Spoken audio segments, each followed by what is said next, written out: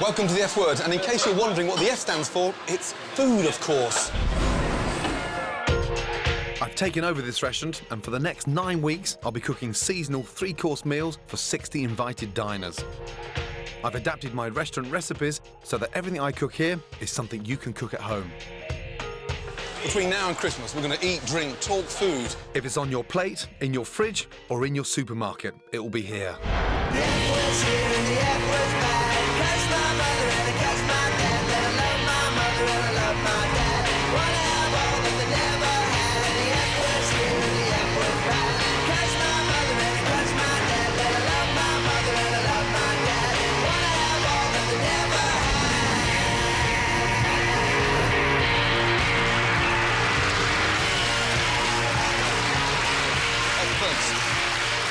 Right, Sarge, ready? Yep. Yes. Let's go, yes? And I want the foie gras nicely coloured, Ronnie, yes? Yes, Gordon. Let's go. Greg, taste everything. And we're working together, aren't we? Yeah. Well, it doesn't look like it, does it? This Saturday sees the launch of the National Vegan Week, and in order to help celebrate, we're doing an amazing starter of lentils, cooked with carrots, leeks and celeriac, finished with a slab of foie gras. Also on the menu tonight, a fantastic herb-crusted rack of lamb that you can make this weekend. Just 59 days to go, meet the F Word Restaurant's Christmas dinner. Anthony, all over the stone! Oh, And I filled the place with women to launch my campaign to get women back in the kitchen. Amongst the diners is Marty McCutcheon, who can't even boil an egg. I don't have saucepans or frying pans. I don't own one. And I've got paper plates, because then I can just chuck it in the bin. I don't have to wash it. no! Let's go, let's go, let's go. Quick. Now, foie gras can be duck liver or goose liver. This is actually duck liver, and it actually looks like a sort of block of butter. But you get it really nice and crispy on the sides, and inside it should be served slightly pink. But you've got to be quick. If you leave it in the pan too long, it disappears. Let's go. Most people would never think of cooking foie gras, but it's so simple. Don't leave it to the restaurant chefs, try it at home. It's easier than frying an egg. Good. More salt in there, please. Come on, taste it. First of all, let me show you. Don't worry about starting with oil, you know that. Because foie gras is 90% what? Fat. Fat. So why are you putting fat in the pan? Stupidly. Stupidly. Which piece of them would you put in first? The biggest. Why? Because it takes longer to cook. Good. Second biggest. Third biggest. And smallest in. Right. Now, we take it off the heat. Yeah. There's enough heat in there to still colour it. Tilt the pan. Helps cook the back of the foie gras, yes? Okay. Back on the heat. And turn it around again. Look at the difference in colour now, through there. Now it's starting to break down. And tilt the pan back up, and then just a little glaze over. Yeah? Nicely. And they should all come out evenly, yes? Yeah. Turn them around again. Carefully, yes? I'm serving the foie gras on a bed of puy lentils. Don't use red lentils, as they'll turn to mush. They're cooked together with what we call a brunoise. That's finely chopped vegetables that have been sautéed. Then I bind the whole thing together with a fragrant herb vinaigrette. Foie gras on the lentils, let's go. Are you happy with those? Yes, chef. Wipe the plates. Go, send it. Second time, Matthew. Table 5. Foie gras excites a lot of passion because some people think it's cruel, but I think it's delicious, and you should try everything at least once. I was a foie gras virgin before I came here, and I really wanted to try it, so definitely a good choice.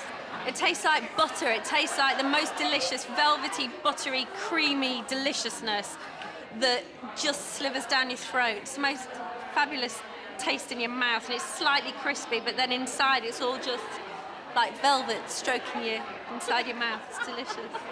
Well, I thought the starter was quite nice, actually, really lovely, nice and smooth. Worked well with the vegetables, and it's something that I couldn't possibly cook myself, really. I heard the girl on the next table say, "Oh, I'm not eating that." So we kind of had a word with our waiter, who negotiated that plate came over here as well. Hello. How are you? I'm good. You well? Yeah, really well, thank you very much. Enjoy the foie gras? Yeah, lovely, really nice foie gras. So how many times a week would you eat out, normally? Well, I eat out loads because I can't cook to save my life. I've probably got a few crackers and some crunchy nut cornflakes in the cupboard. Mum must have taught you how to cook somewhere along the line, no? Well, she tried, but she kind of gave up with me when I was about 22. She got me a wok. I said, you can't go wrong, you should chuck everything in and cook it. And I cooked fish with vegetables, and I didn't cook the fish properly. And I was sick for about 12 days, and since then I was so ill, Gordon, I can't Seriously? do it again. So you prefer eating out rather than cooking? God, yeah, especially when I've got someone like you cooking for me. How can I compete with that? Main course, rack of lamb. Ooh, lovely. Boulanger potatoes, courgettes, Provençal, tomatoes, herbs, light vinaigrette again. I'll be back after that. right. Please eat it all.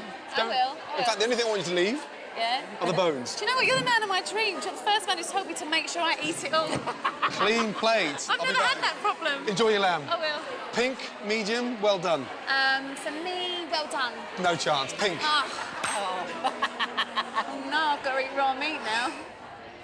Oh dear, Mr. Corrin. Gordon. Another day, another meal. Yep, another day, another meal. Do you ever feel guilty going out to eat for a living? I never feel guilty about anything at all. And I wonder what it'd be like to actually be a food critic, sort of 365 days a year. Unimaginably good. So much better than being a chef, I can't tell you. Listen, before Christmas, it's really important. I would love to have a food critic in the kitchen just to show you an insight to what it's like doing a full day's work and being up at 6 o'clock in the morning. That's like saying to a policeman, I'd like you to spend a day in prison. I know it's bad in there. That's why I'm not in there. As a critic, what do you think of the starter?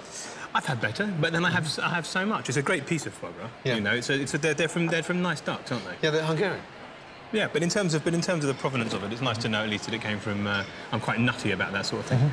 There is a rumour, OK, that you went into a restaurant once and actually asked the name of the pig before you ate it. Yes, I have done that, but really the name of the farm will do. And even though you laugh at me, you're more and more into this. You've got something going on at home which is fairly sort of Hugh Fearnley-Whittingstall style, haven't you? I mean, I live in the city. I want my children to learn and understand where their food comes from. What's this for? For the turkeys to live in. That's right. And why have they got so much space? So they can run around. Run around and get what? And get exercise. Exercise. Exactly, get fat and get exercise. Surprise, surprise, Gordon's had one of his fantastic ideas, which I'm not exactly over the moon about. He's decided that we are going to grow Christmas lunch. He wants to make the children understand that Christmas lunch, actually comes from somewhere, not just from the supermarket. So we're going to fatten up the turkeys and grow our own vegetables. But Meg, I think you're going to get really attached to them, you know that? Holly, they'll be tough old birds.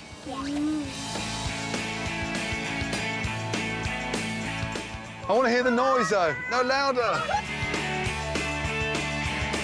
Lily Pie, go, quick, jump on, come on, quick. Jump, and again jump, and again jump. They've got to be in this pen, and we've got to keep them away from the foxes. Okay. We've got a problem in this setting with foxes because there's a lot of them around, there's woods behind. What we're going to do is enclose everything with wire, chicken wire, and we're going to bury that into the ground 18 inches. Who's going to help me? Me. My once perfect garden that I've spent all summer having landscape gardeners is now going to be ruined. If you're naughty, you're sleeping out here with the turkeys as well. Yes? Yes, Dad. OK.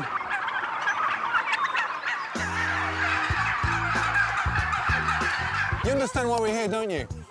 Yeah? We're going to choose 6 of these birds to take home, OK, to fatten up for Christmas. Are you hungry? Would you like to eat one? We have both bronze and white turkeys. They're all free range, so there's very little difference in it. The bronze are just a little bit gamier in flavour, and it's just personal preference, really.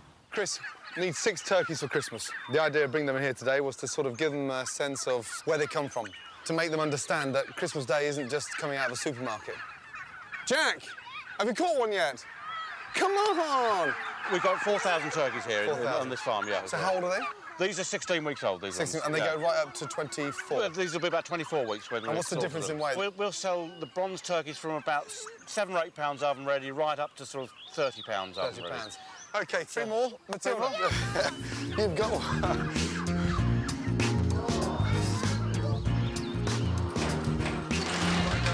Bye, Chris. Thank you.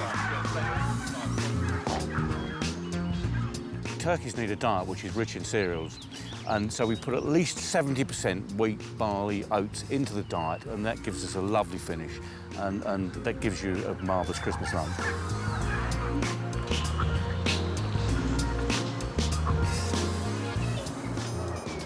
Tilly, Daddy's driving, they're shitting themselves. There you go. hold on then. Welcome him home. Now, we have to think of some names for them. And I thought, OK, because there's 6 of them, OK, we've got 1 each, OK? Yes. We'll name them after chefs. OK? Yes? Yours is called Gary. That's the one with a spiky bum. Gary! Gary! Yours walks a bit funny, so we'll call him Jamie. Oh, no, look. There it is, the stubborn one down the end, the one who wants to be on The Lonely Bird. That's Delia. What's yours called, Lily Pie? Anthony. Anthony, that's right, the little dumpy one. Like you. Yeah. Oh, Jack, look after Nigella. This is the real sort of happy chirpy chappy with a big neck. We'll call him Ainsley. Lily, why don't we take them through and just show them the oven very quickly? No, Open the door. No! Help! Daddy, no! Yes, he'll fit in. Right, listen. We've got to roast them soon. Daddy,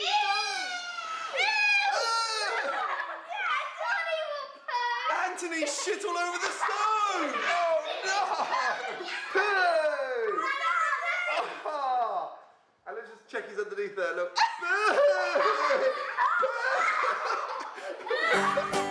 Right, put him into bed now, please. Come on, Anthony, move your ass. Get in there. That's right. Do you want a little kiss on the breast? No, all right. Only asking. Right, come on, say goodnight. Night, Delia. Right, Chris. Hi, Gordon. How you doing? I'm fine. Lovely meal. Good. That's slightly different from eating turkey, however. Yeah, but I have got to sort of just make sure my turkeys are fine with you. I can guarantee that the turkeys are in fine order, getting very plump and shitting everywhere. Just put it down to experience. Yep. You know, where there's money. Any tips that you may have that I could pick up on to sort of, I suppose, make them feel a little bit more at home? Just make sure they've got plenty of room, yes. Got plenty of food, water, and you let them in and out each day on time, OK? Right. And maybe give them a bit more grass when they've eaten off all the grass in that little pen you got them in. Give them more grass? It's worth it. So Nigella's plump breasts are going to taste a lot better than more grass in my back garden she eats. I reckon so, yeah. Welcome back to the F Word, the place that you can find out everything you need to know about food. Next up is the main course. Season the courgettes, yes? Fresh basil in there? Yeah. I'll open it up and season it. Let's go. Main course tonight is the beautiful rack of lamb served with a boulanger potato and sauté courgettes with tomato provençal. And I'd never, ever thought I'd ever say this, I promise. However, here's one I made earlier. Rack of lamb. This is the Rolls-Royce of lamb. It is every chef's dream to cook this.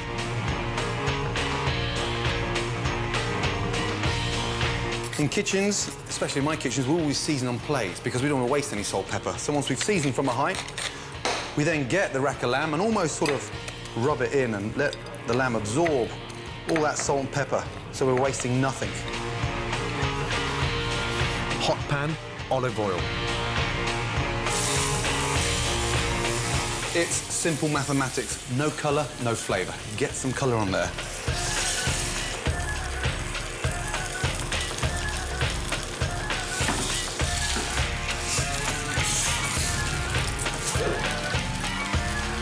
Skin side down, hot oven, 7 to 8 minutes. Herb crust. I'll just pick some parsley in. Parsley, rosemary, thyme. That parsley gives it a really nice dark green colour. Grate parmesan and season. And then just a drizzle of olive oil to bring it together. Blitz it.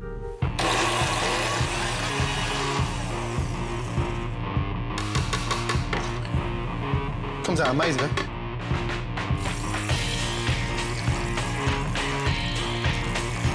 Firm with the spring, and it will be cooked perfectly pink. Dijon mustard. Whilst it's hot, the sort of mustard absorbs and melts quickly into the fat and just makes it a lot more flavoursome. And it's almost like sort of dipping your lolly in sherbet. Crisp the breadcrumbs, 3 to 4 minutes.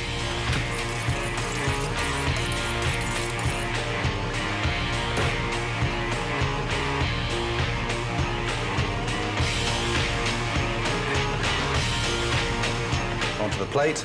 Herb-crusted rack of lamb, done. Right, how long for the lamb? 2.5 minutes, please, Gordon. Let's go. I want it together, yes? 5 and 5, yeah? Let's go. I'm joined by a hand-picked kitchen brigade. Over there is Ronnie. He's been with me now nearly 3 years. Quite a delicate touch and a bloody good cook. Greg, this guy used to be a management consultant until he saw the pilot light, and he cooks as if he's been in the kitchen 20 years. He's only been in trade 3 years. And every chef has a right-hand man, and my right-hand man is Sarge. He's been by my side now for close to 10 years. The other two cooks in the kitchen, who look absolutely petrified, are our trainees. We call them commies. Matthew's a 20-year-old waiter who's desperate to make the step into the kitchen. Miller is 24 and works in corporate hospitality. She's passionate about food, but can she handle being bossed about? Move your ass. Neither of them has worked in a professional kitchen before. With the lamb, we're serving a boulanger potato. The most important thing about this particular potato is like a layered cake. Got these wonderful caramelised onions, potatoes, onions, and then it's cooked with a really nice stock, so it acts as a bit of a sauce. Perfect for this time of year, and perfect with a lamb. Lamb, please. Boulanger potatoes are easy to cook, but look sophisticated and are absolutely delicious. Simply fine sliced potatoes and lay them in a dish with sautéed onions. Season between the layers and pour some chicken stock over the top. Into the oven for 15 minutes and that's it, like dauphinoise, but if anything, healthier and easier. Let's go, Ronnie. Lamb in. 4 minutes on the hot plate. Yep.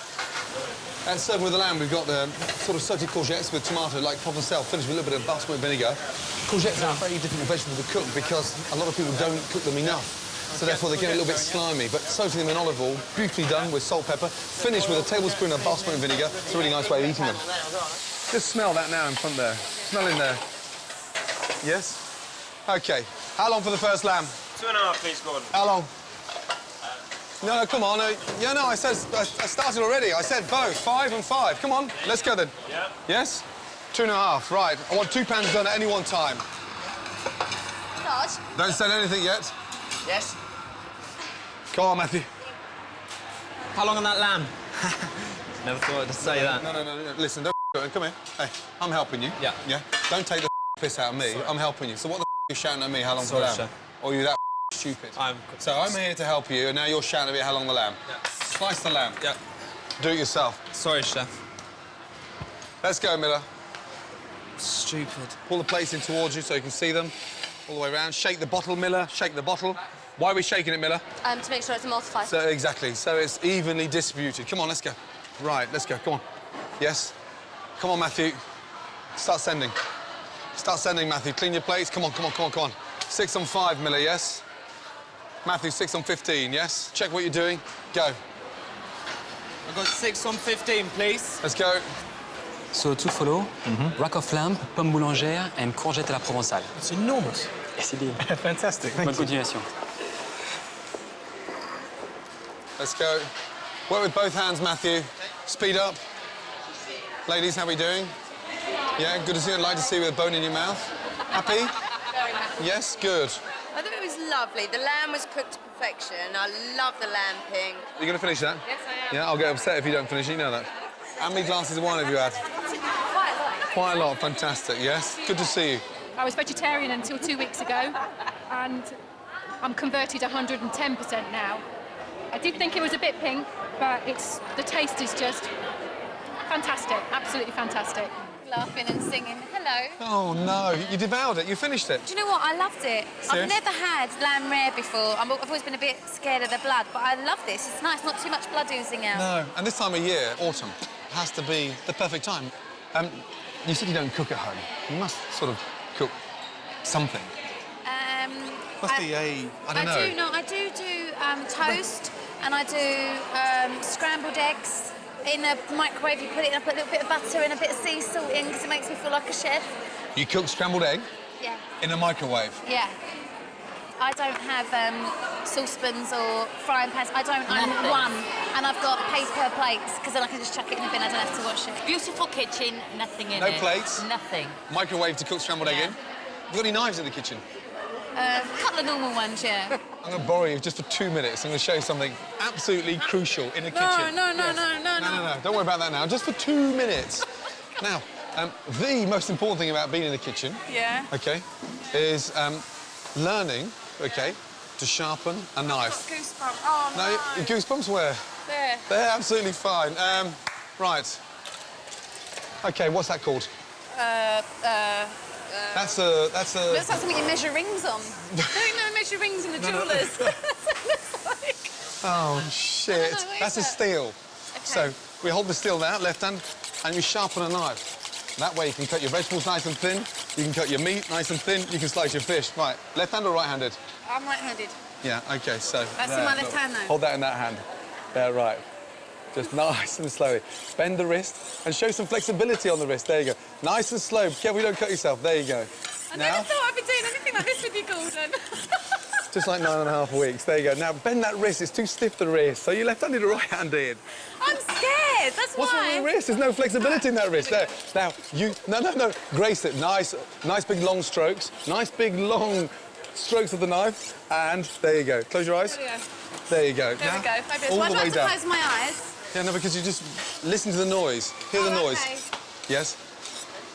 There we go. Yeah. Bit of there you rhythm. go. Look, there you go. That nice. There you go. OK. So now you know how to sharpen knife. Is there anything else you want me to do? For now? No. Yay! I can go back. There you go. Jesus Christ almighty. OK, 5 lamb, yes? Oh, I thought, oh, God, he's going to get me to cut carrots really quickly with this knife. I can just feel it. He said that my wrist was too stiff. You probably weren't relaxed. I said, I'm scared. I thought he was sort of a bit of an innuendo with it, and I thought, I'm not happy about that. I loved That the would do me no good concentration. whatsoever. Your concentration phase. Oh, I know, but he said, close your eyes. I thought, oh, God, what's he going to do to me?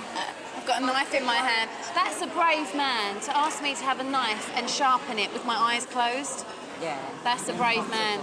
Gordon Ramsay, you're a brave man. Goodness gracious, I'm shaking.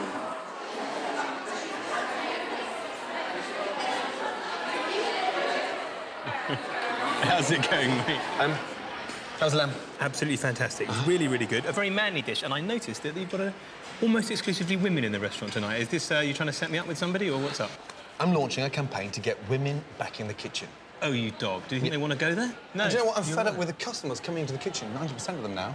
Oh. They're all cooking at home. They're male. I'm amazed, though. You actually went to the lengths of commissioning a survey to prove Yes. your point. And this proved apparently that 3/4 of women who can't cook, it's not that they can't cook and they don't care. They can't cook, they regret it. I'm personally going on a mission now to invite every woman in the country, OK, to get me in their kitchen. I'm going to offer my services to the women of Britain starting tonight. Excuse me, sir. Our survey showed that more men than women find cooking a pleasure, while more women believe it's a chore. I've been out and about across the country, and I've been shocked by what I've found. And look, brand new pan, never been used before. The place is more set out like a cocktail bar as opposed to a kitchen. Over the next 9 weeks, I'm going to be helping women across the country to get back in their kitchens. Why can't you cook? I am a bit clumsy. I know how to do it. I know you're supposed to do that. I poisoned my best friend. Oh, dear. From steak and chips to Sunday roast, they'll discover the pleasure of cooking for their friends, their families, and themselves. Smells fantastic. It does. It never smells like this. And in return, I want to promise that each woman will say goodbye for good to meals of Chardonnay and crisps. How many tins of baked beans have you got? And hello to fantastic home-cooked food. I've never had that many people sat around my table. What about a round of applause, Mummy? Yeah, thank you, Mummy. Thank you, Mummy. Wait, tell the neighbours the kitchen's been used! The kitchen's been used! Right, well, Gordon reckons there must be millions of women in Britain who can't cook, and so he plans between now and Christmas to get as many of them as he can back in the kitchen. So he's asked me to tell you that if you're a woman and you can't cook and you think he could help, get in touch with us via the website. Better still, if you're a man and you've got a daughter or a wife or a sister who can't cook, let us know and we'll see if we can't do you a favour. And I tell you what, if you can cook, get in touch with us anyway, especially if you're single. Put my name on it. Maybe enclose a photograph. The production, the people on Star Now, the people on Yeah, I can. Yeah. Yeah, you're right. Yeah. Ah, hello. Enjoy lamb? I love my lamb. Enjoy the foie gras? Fabulous. When was the last time you cooked in the kitchen? At the weekend. At the weekend? Yeah. Damn. When was the last time you cooked in the kitchen? A month ago. A month ago. See, Jane? Yeah. My campaign to get women Further back than that. to get women back in the kitchen. The campaign was launched because over the last 4 or 5 years, 90% of the people coming into my kitchen, yeah, and fascinated about the cooking are not the women. They're sat at the table having wine and cocktails. Yeah, but that's because the men have got time to come into... You know, you can spend 24 hours marinading a gherkin, but women have got other things. Yeah, no, I we've totally got agree the kids, we've got the housework. You don't do the housework. Yes, When I did do you the not? Men have fallen in love with the kitchens. Women have fallen out of love with their kitchens. Well, these two are too young, but us two, Right. we were the It's gonna be a generation... really good argument now, you know that. No, we were the generation, we were told Yes. we would be having it all. Yeah. We're not having it all, we're doing it all. Right. And we haven't got time to go in the kitchen and ponce about marinading something for 24 hours. The only reason you can do that is because you've got a lovely wife who's at home with your Guantanamo Bay turkeys Guantanamo Bay. in the garden. Come on, Jane, you owe it to yourself. When was the last time you cooked? I haven't cooked for ages, I haven't got time. I'm make doing time. homework, I'm doing housework. Yes, school runs. I'm doing work. Yes, OK. I'm doing all the things that my husband doesn't do. My grandmother cooked because she loved cooking. She did all the things that you did without the washing machine Granny. and without the Hoover. Yeah, without and anything else. done everything Jane just said, but Jane's saying now today's modern woman doesn't have to cook because they're busy. Rubbish. I think that one of the art and the pride of being a great cook is making that time. Don't go shopping, But it's not, cook. yeah, it's not spending 3 or 4 hours in the kitchen, it's just cooking. Less time with the nails, less time with the hair, more time with the kitchen, Jane. The nails, can we look at the nails? They Less time with the nails, less time with the hair, more time with the kitchen, Jane. Rubbish. Busy, busy. See ya. Dear, oh dear. Welcome back to the F Word. Now, it's dessert time, and that means bread and butter pudding. And the reason why it is a bread and butter pudding, because Al Murray challenged me to make one better than him. Each week on the F Word, a guest will attempt to beat me by making their favourite dessert. We'll each use our own recipe for the same pudding, and a panel of blind tasters will choose their favourite.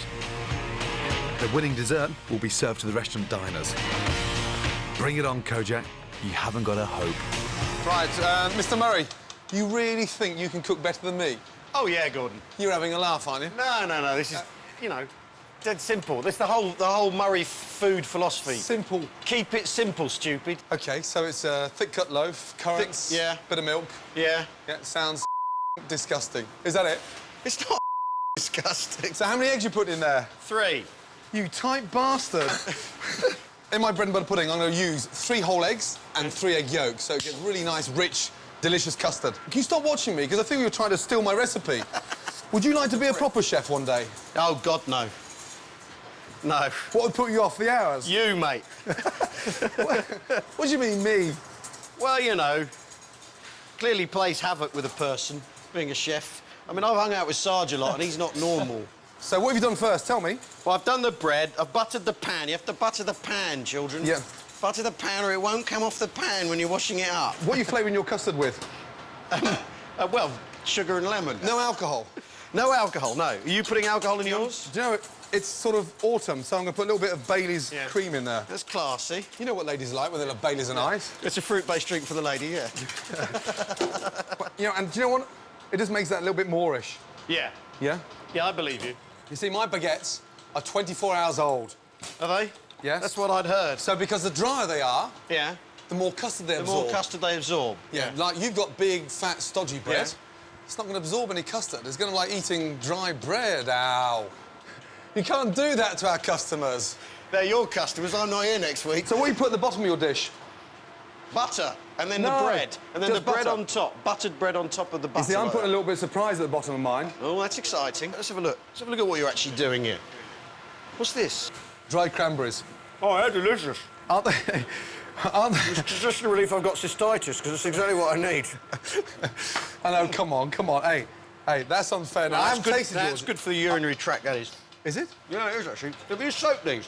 Yes. They're quite juicy. Just in hot water, that's all, just to sort of rehydrate them a little bit. Oh, right. So anyway, before I was so rudely interrupted, you get the custard, right, which I didn't bother cooking, right, because there's no point, it's just going to cook in the oven anyway, right? He's complicating it again. And you pour the custard in, on top, you put the raisins on, I've got some raisins left. You see, this is how I cook in a haphazard manner, ladies and gentlemen. I defy anyone to argue with my bread and butter pudding. OK, whilst Al is making this bread and butter sandwich full of raisins, what we've got here is the most amazing sort of soaked 24-hour-old baguette, and it's done with a sort of Bailey's custard. In between the layers, we've got sultanas, golden raisins, a little bit of apricot jam, and then we're going to cover the top of that with sugar so it caramelises as it cooks in the oven. And that's going to be 10 times better than old Sheffy's over there that tastes like stale bread that's been dipped in ale and left outside for 3 weeks, and even the cat won't eat it. OK, ready for the oven? Yeah, absolutely, yeah. Here it comes. Now, just before it goes in there, just have a look. Yeah. And even before they're cooked, yeah, you know exactly which one's going to come out best with their blind tasters. That one. Oh, come on, Al. The normal one. You know, it's not down to the appearance, is it? No, it's down to the taste. What matters is the taste, yeah. Taste, taste, taste. OK, you want to say a little prayer before... No, no, no. No? I'm a believer. You're a believer. OK, good luck, my man. Thank you. It looks dry. Oh, it looks yeah, dry. God, dear. Blimey, what a nerve on that Al Murray, eh? I'll say. It's only bread and butter pudding, you know that? Mm. You wouldn't like that, would you? I wouldn't mind. Because it's not posh food, is it? I don't eat only posh food. You do? I don't. If I'm drunk, I'll eat anything. But when you're drunk, you don't. You wake up in the morning, you don't know what you've eaten. You don't really care. Substance. Yeah, but it's the same way you wake up in the morning next to Edwina curry and the wrappings of a doner kebab. Oh, Christ. Which is worse? The kebab. Yeah. You're a gentleman. I'm a restaurant critic. I eat only in the finest restaurants. I know what food I'm eating. I know where it's farmed. I know how it gets to my plate. I don't accept anything less, unless I'm drunk. And as licensing laws change, people are going to be drunk all night. There's going to be nothing else open, and they'll make the same kind of decision as me more and more, which is the terrible one of eating a doner kebab. There you go. And so we have a first in the annals of food history. A doner kebab purchased stone cold sober. I've got to say, I didn't know that it looked like that. In fact, I didn't know that it smelled like that. I think before I eat another one of these, I'm going to have to find out exactly what goes into it. I've got to find out, at the very least, if it's even meat. Now, of course, some kebab shops make their own kebabs, but most get them from a factory, like this one in Burton-on-Trent. The idea of kebab and factory in the same sentence seems a bit wrong. I don't eat food from factories very often. I have no idea what kind of terrible things go on in there. The kind of myths and rumours I've heard make me feel sick. But I am going to go and have a look. $700 million are sold in the UK each year, and this factory alone produces 50 tonnes of kebab meat every week. But meat can mean all sorts of horrible things. And I'm hoping Dominic Jolivet, the quality assurance manager here, can tell me exactly what we're all eating. My word! Look at that! Look at that! It's real meat. It's like a butcher's shop. I had no idea that anything even resembling part of an animal went into a kebab. Well, as you can see here, they're trimming up all lamb breast. Right, and the lamb breast is not being used by supermarkets or restaurants because... Very small, because there's not a high demand for it. As you can see, a bit fatty. Bit fatty. Very finicky to get, you know, nice chunks of meat out of. And the fact that this stuff would normally just get thrown away ends up in a doner kebab, that's a good thing. And is that the end of the story? What else? Are there other carcasses? There is other trim as well. I'll show you. We also use lamb fronts and shoulders. What happens is with these, the supermarkets sell the lamb cutlets and the legs. This is lovely kind of loins in there, isn't it? Well, these are what you call the neck end. God, there's a neck fillets, though. You can eat them nicely. Well, what we do with these, we take these out and we sell these as shish. I am getting closer to eating a doner kebab sober, I think. It is. It's, I say, it's very, very good quality product. So, Dominic, what have we got here? This is slightly different. These are frozen fellows. What's that? This is beef, actually. This is beef? Well, that's it, because some of our customers, we do a lamb and beef product. Right.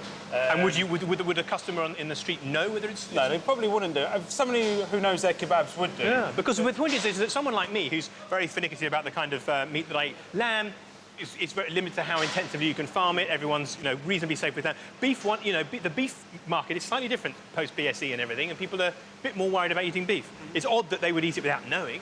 Well, they would have to know, because on a kebab shop, they should declare it. If it says doner kebab, it's a lamb. Right. If it says kebab, then it may be lamb and beef. Ah, that's a crucial distinction to know. It's got to say doner. If it doesn't say doner, it could be anything. This is where all the spices and herbs are blended. Oh, get away, herbs and spices in a doner kebab. We have salt, garlic, oregano, coriander. That's incredible, isn't it? That sounds like Gordon Ramsay at Carriages. That's the poshest thing I've ever heard. The doner kebab turns out to be a gourmet production. Thank you. That's fascinating. This is where we make all the handmade doners, and where the ones that come pumped out in the machine are finished off. You're the don of the king of the kebabs, yeah? The sheikh of shish. How long does it take to make one of these whoppers? 5 minutes. 5 minutes? Yeah. You're a Yeah. real artist then. I mean, I don't think Gordon Ramsay could do a thing like this. It's lovely stuff. Do you ever sort of nick a bit and eat it as you're... No, I don't eat. You're not hungry, you've had breakfast. But And you can eat it people raw, are, though. you can eat it, but nothing wrong with it. But That's all right. Yeah, it's okay. nice. It's yeah. I don't think it would fly out of the shops, you.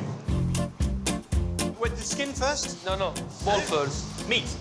Small? Small, that size, yeah? You have to measure it like I measure in my mind. I think that's exactly the right size. No, so that's I need too big. No, really? Do you think my balls are getting a little bit too big? Or One too is quickly? small, one is big. It doesn't match. One small, one big, but that does happen. On we go. Is that finished, or do I put another one on? Yeah. You got to finish all the menu. Have I? Yeah. Oh, have I? Oops. That's your moment of truth. Look at that. Look at that. We have to put this one in museum. Well, you certainly wouldn't want to put it in your mouth, would you? $2 kebab.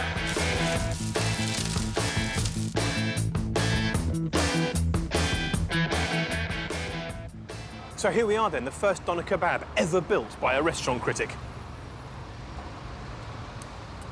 As I suspected, it's fantastic. And having seen what goes into it, I have to say I wouldn't probably serve this kind of meat at my own table, but you know what? At least it's meat. I tell you what, Al, it's not just kebabs that Giles Corrins eats when he's drunk. You know that. Last time he came to my restaurant, we had to tell him the next day what he had for dinner. You're joking? He got so pissed, he phoned up the next day to sort of be told what he had the night before. That's fantastic. Outrageous. Yeah, absolutely. Bloody food critics. It's the moment of truth with the bread and butter puddings. Does yours look dry? Look at that first. Beautiful. Huh? And mine's not finished yet, Al. Oh, of course it isn't. No, but it's a little glaze, you know that? Yeah? Apricot jam let down with some water. Is that it?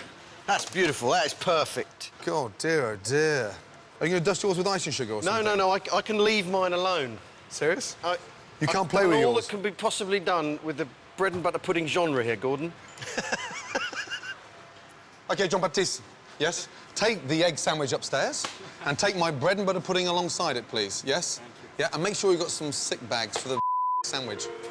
Welcome back. Now, for me, a very crucial time, because it's now the time to find out which dessert is the winner. Is it my delicious, sumptuous bread and butter pudding, or is it that sort of sliced white bread, egg sandwich of Al Murray's? Pretty obvious, isn't it? The moment of truth. It's important that the pudding judges know what they're talking about, so I tested the palates of our diners as they arrived. The ones who could recognise different flavours will go on to choose which dessert is best. They're blindfolded, so they're only assessing the food by taste. A lucky break for Al. If his was judged by looks, it would be disqualified straight away. I want you to identify these combinations. First combination. Ready, Ben? Open, wide, and in. And open wide, please. What is in there? What does that taste of? I don't know what that is at all. What's the fruit first? You should know what that is. Grape. Grape. Beef and apricot jam. Is it a fish?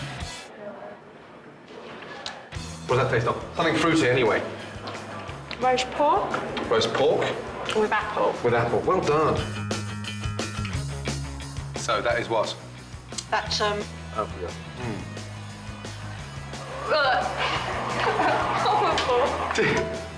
Was that, it was really chewy and bouncy, like a slug or something. Off the spoon. Had that with my sushi last night. So that is what? Roe. Well done. Now, open wide. Apple. Lovely. okay. Here we go. I can taste strawberries. No, not strawberries, tomato. Cool. Thank God you said that. Some kind of grass. Grass. I don't know. Chew it and taste and. I sort don't of- really like it. Oh, it's a bit pepperminty. Would you like to smoke it? Is it where you get confused? What does it smell of? Come on, Dorothy. Definitely seafood. Seafood. Salmon? And. Take it all in. Good girl. What's that taste of? Mozzarella. Good, well done. What does it smell of? Tomato. Tomato. What's the green leaf? Basil. Well done. Well done, well done, well done. The ones who got most foods right became our pudding judges. Let's see what they think. This is dessert dish number 1. Thank you. fruity, soft. You don't like it? No. This is dish number 2. That's much nicer. Yeah, that is There nice. is a real difference. Real definitely. difference. You can actually smell it as The well. other one was a bit too soggy. The moment of truth has finally arrived. There is one winner. Of course there's one winner. And the winner is... Well done, man. Oh, get out. Justice! Fantastic! Are you sure? They found you too heavy, actually. They found mine too heavy? Yes, indeed. That can't be true. I'm afraid it is, Gordon. So, well done, man. You know when you go outside this door, you turn left by the traffic lights, it's called a job centre. Really, yeah. Dear, oh dear.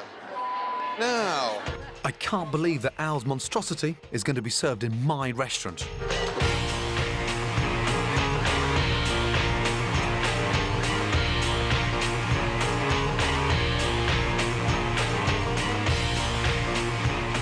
Here we are, Giles. Oh, my word.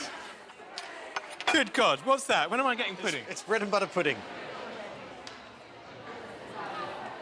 You didn't eat it? No. It was very sweet and it was, you know, it's what you want after something savoury, but it was a bit gloopy. Yeah. And it wasn't very warm. And No. I don't like currants anyway. And I got more currants than anyone or whatever they are. So. You're quite a fuss pot when it comes to food. I kind of like to avoid dairy if possible. And I like to avoid bread. Bread? Yeah. Why? Just because it makes me bloat and I don't feel good in my skinny jeans. I'm still fascinated, finally, just to almost in my own mind understand why you weren't taught how to cook. Well, my mum did attempt it a couple of times, and after 4 hours of peeling a potato and then ending up with about that much, because that's what was left. Peeled it away from that. Yeah, and she just went, oh, for God's sake, and chucked it in the rubbish, and that was that. And I think that some people are just naturally gifted at it, and I'm not. I'm no good at it. If there's one perfect thing you'd love to learn how to cook, what would it be? A roast dinner. A roast dinner? Yeah. I'd Okay. love to be able to cook a roast dinner. That's Okay. one thing that I always Serious? love to. Lamb, beef? Probably beef. Beef. And I want to do really lovely Yorkshire puddings, but there you go. Roast potatoes? Oh, yeah? Yeah. Oh, yeah. I will come round and show you how to cook the perfect Sunday lunch, OK? Will you really? Absolute definite. But where do I get my saucepans and frying pan from first? You've got nothing of that in the kitchen? I've got my tray in the oven, still unused with the instructions in it. That's how I've never used the oven. I don't even know how to switch an oven on. I will bring all that with me, OK? Roasting tray, pots, pans, sauces, you name it, I'll bring china plates. As long as you promise me one thing, after I've gone, Yeah. you continue doing it. OK. All right. Minimum once a month. No, minimum once a month. Yes? Once a month. OK, once a month we'll cook. Once a month. Yeah. OK. Oh. Shall we shake on it? Kiss on it? Mwah. Promise, yes? Yeah, once a month, promise. minimum. I'll Once a supply month. everything. You get in that kitchen and cook.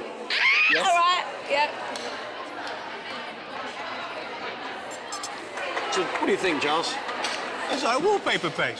No, it's not. No, it's true. I've never put up any wallpaper, so I wouldn't know. You wouldn't know. You've never worked done a day's And is this just work in your life. Is this grilled or is this just allowed to go stale? No, it's... You see, my grandmother made this. She was an Austrian lady. And she and how liked long- the crunch. And when did you make it? 1943. Now you're beginning to upset me. I don't You're on the need to verge know. of insulting my It's family. what always happens with restaurant criticism. It turns out that no, because your grandmother was a great woman. Yes, she certainly was. And she endured the Blitz to give you this recipe. In your time, you've kissed the most amazing guys, yeah? Hugh Grant and Ross Kemp and there's one sort of knobby no-mates around here somewhere. Would you ever kiss Giles Corrin? I don't know who that is. He's a food critic, writes for the Times. Oh, he's over there, the one with the sort of hairy face. If you saw him, he's sort of helping co-present. He's a journalist and he's single. I don't do journalists. You don't do journalists? Oh, no. Do you do chefs? Yeah, I do. One last request. What's that? Okay. I've never seen a sort of girl serve, tea the way you did at Downing Street. Oh, my God. Beautiful barmaid in EastEnders. Thank you. Just before we go, we've had the starter, we've had the lamb, we've had the pudding. I want you to help Jean-Baptiste, just on a few tables, serve some coffee. Are you serious? Like a proper waitress. I want to see what you're like naturally. If you can actually go around the tables with that an was cut. acting. Yeah, I know, but That's not really me. I've know, never but been a waitress in my life. watching you, serve teas and coffees is going to give me an insight to what it's like going round your kitchen coming round. I'll give you an apron. But I've got high heels on. I'll just about That'll walk look in even them. better. Never mind. Oh, Just a couple of tables. You just want to watch me Yes. watch you pervert. Okay, right there. Oh, ow. Jesus Christ, you have lots of weight. I'm gonna have to beef you up now. There you go. And time. Now go and serve some coffee. Right, Jean-Baptiste, you have a new waitress. Oh, see, Any I table. already. Any table. Oh, it's slippy. Take a tray and just clear tables. Try to clear the cups and the glasses. Okay. Is this person done, do you think? Are you done? There we go, one table done. Perfect. Oh, Well done. so chic and so lovely. Thank you very much. Thanks for joining me on the F Word. What a night. If you'd like to come and eat here, then click onto the F Word website. And I can guarantee that next week's dessert will not be a soggy egg sandwich with raisins.